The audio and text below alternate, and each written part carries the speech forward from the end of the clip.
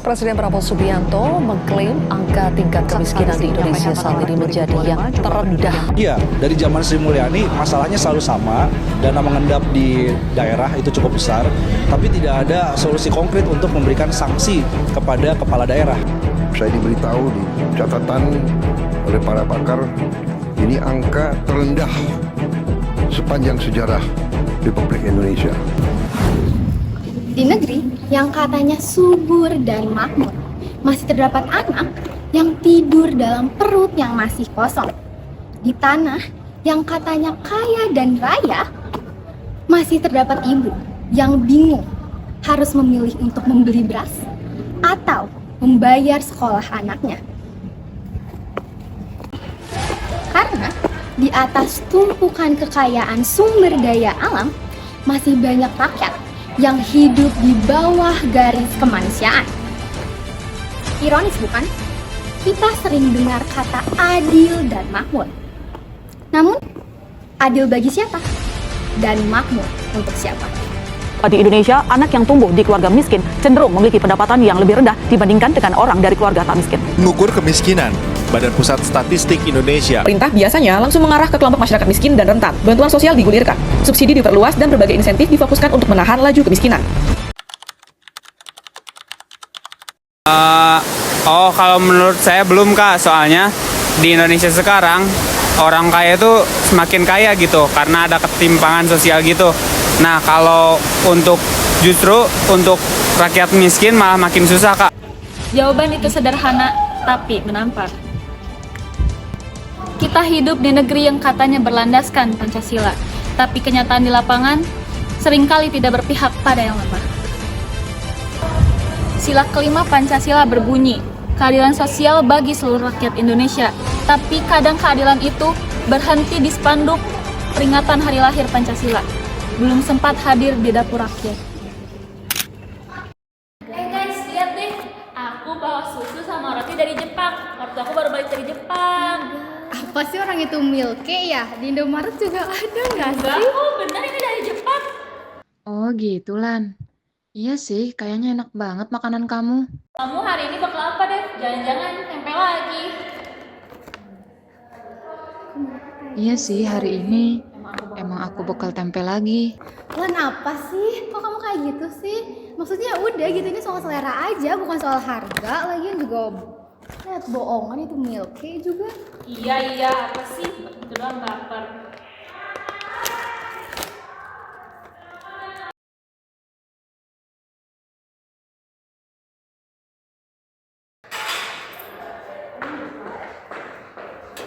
Guys, uang kas kita hilang.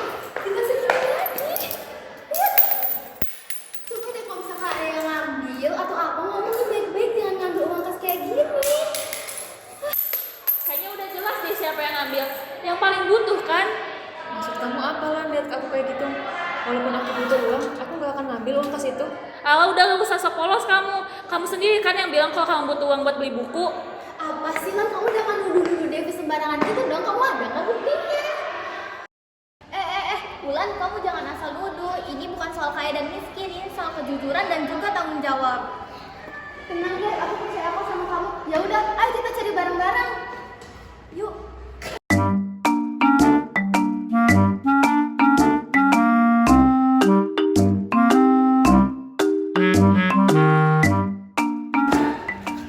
Tuh kan selama ini ada di sini. Wulan, uangnya ada di bawah bangku kamu selama ini. Kamu tuh harusnya jangan menuduh Devi sembarangan. Ada kan uangnya di sini? Aku nggak tahu kalau jatuh di sana. Aku nggak sengaja. Wulan, kamu nggak boleh asal nuduh gitu. Kamu harus minta maaf sama Devi. Tadi kan kamu udah nuduh dia. Betul, kamu harus minta maaf ke Devi sekarang. Ya nggak apa-apa kok guys.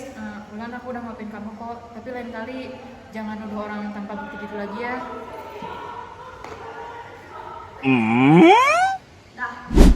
Kadang kemiskinan bukan soal uang, tapi soal hati yang kering dari rasa empati. Keadilan sosial bukan hanya dihafal di upacara, tapi juga dijalankan di sini di antara kita lewat sikap yang saling menghargai. Inilah makna sila kedua dan sila kelima Pancasila. Keadilan dan kemanusiaan bukan hanya untuk yang mampu, tapi untuk semua. Menurut data Pusat Statistik tahun 2024 menunjukkan bahwa persentase penduduk Indonesia yang masih hidup dalam garis kemiskinan mencapai 9,36%, yang menunjukkan masih ada 25,22 juta jiwa penduduk Indonesia yang masih hidup dalam garis kemiskinan tersebut. Meskipun angka tersebut menurun daripada tahun sebelumnya, akan tetapi setiap persen dalam angka tersebut mengandung cerita bahwa ada perut masyarakat Indonesia yang kelaparan, ada anak sekolah yang tidak menuntaskan sekolahnya, dan juga mimpi-mimpi mereka yang berhenti di tengah jalan.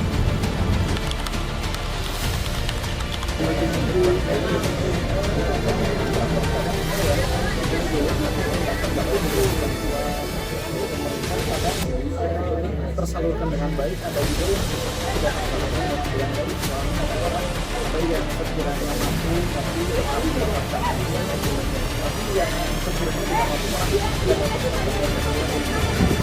Pasal 34 ayat 1 UUD 1945 menegaskan, fakir miskin dan anak-anak terlantar dipelihara oleh negara.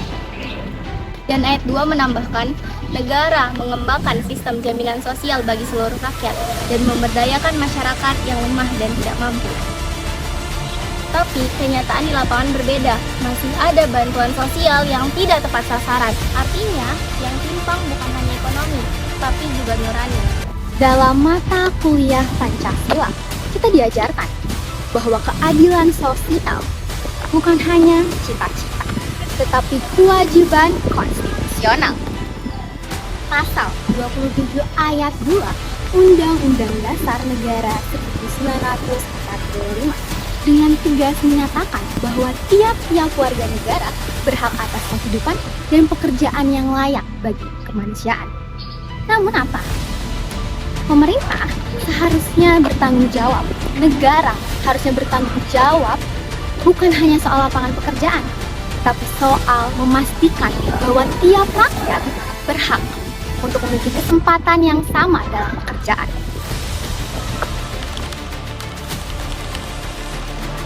Seharusnya sih pemerintah ya, tapi masyarakat kita sendiri juga harus ikut andil ya.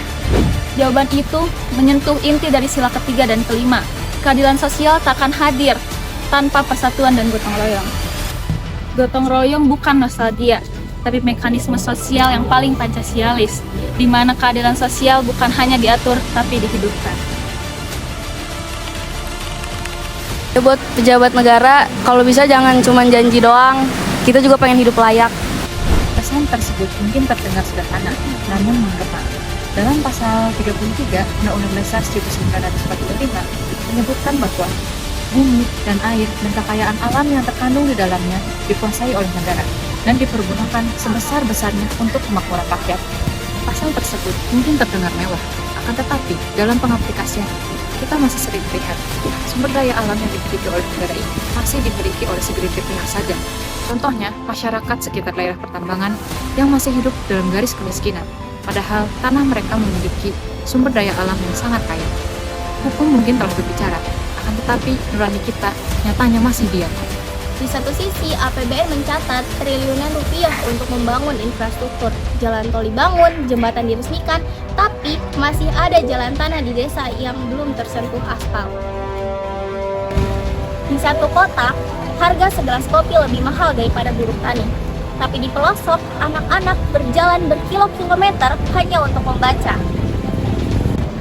Kemiskinan bukan hanya soal uang, tapi tentang kesempatan untuk sehat, sekolah, dan untuk hidup layak. Kemajuan tanpa keadilan hanyalah kesombongan yang berlapis statistik. Kita sering dengar tentang pertumbuhan ekonomi, bukan? Namun kita lupa untuk menanyakan bahwa sebenarnya siapa dan apa yang tumbuh. Dalam ajaran Pancasila, kemajuan harus bersanding dengan kemanusiaan. Nilai-nilai sila kedua yaitu kemanusiaan yang adil dan beradab menjadi fondasi agar pembangunan tak kehilangan arah moral. Negara boleh maju, bahkan kita senang akan hal itu, bukan?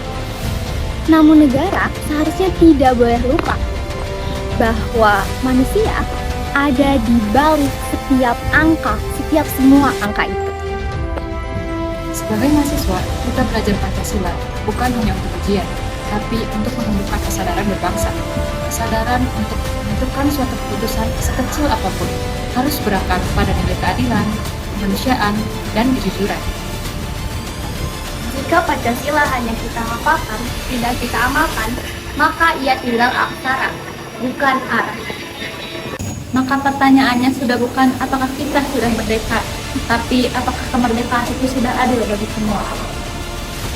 Selama masih ada rakyat yang tidak bisa makan 3 kali sekali, selama masih ada anak bangsa yang putus sekolah karena biaya, maka selama itu juga Pancasila belum sepenuhnya kita jalankan. Mungkin benar adanya, negara ini memang sangat kaya, akan tetapi kekayaan tanpa keadilan hanyalah kemewahan yang menipu diri. Sudah saatnya kita berhenti membanggakan semboyan dan mulai menagih janji keadilan sosial bagi seluruh rakyat Indonesia. Kita tidak butuh negara yang sempurna, tetapi kita butuh negara yang adil. Saya Devi, Saya Rahma, Saya Wulan, dan saya Fani. Kami dari kelompok 1 izin pamit. undur diri.